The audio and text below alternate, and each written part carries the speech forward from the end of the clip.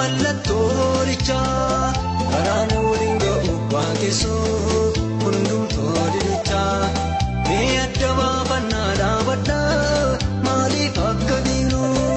buddeen barbaacha mooteenya yaadeen nuti goonu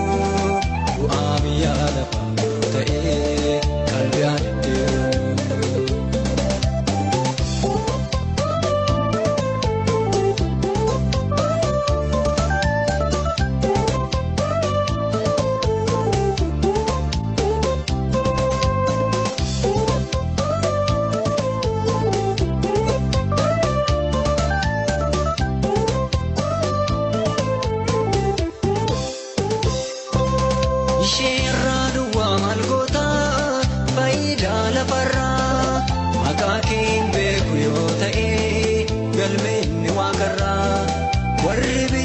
Fayyoo qabu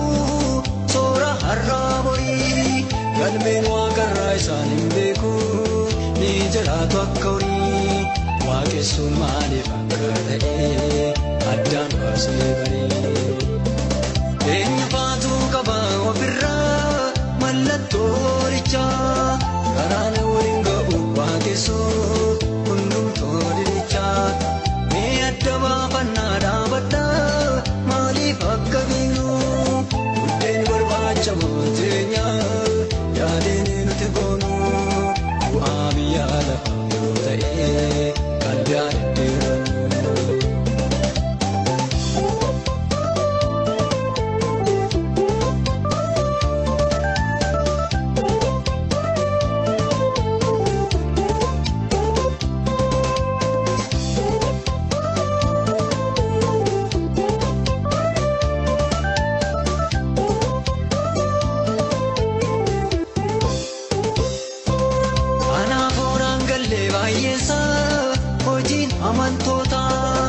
Akkasumas ta'e argeera kan tajaajiltoota mana waaqayyoo keessa guutee garaan ho'a hin qabne walqixxeetti ilaalchiin godhamu namni hin madaalamne irra keessa walqeedha maal goona dhaalanne eenyu faatu qaba ofirraa mallattoo dichaa karaan waliin ga'u waaqessoo hundumtoo didichaa mee adda baafannaa dhaabadhaa maaliif akka diinu buddeen barbaacha mooteenya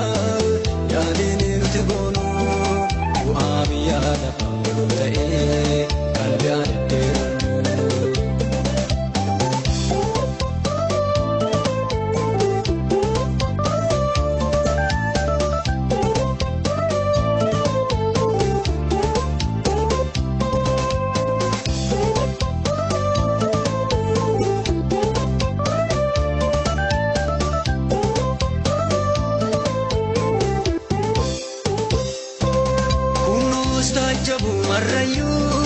Warri mooraa duubaa yommuu waliin maktuu jireenya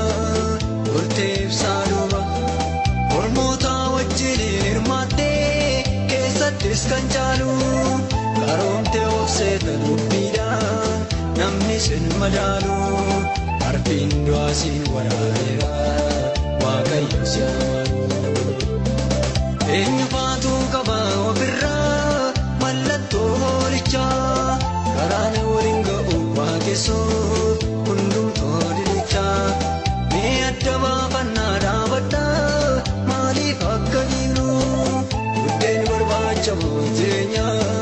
yaadeen nuti goonu bu'aa biyyaa lafaa yoo ta'e qalbiin deddeebi'u.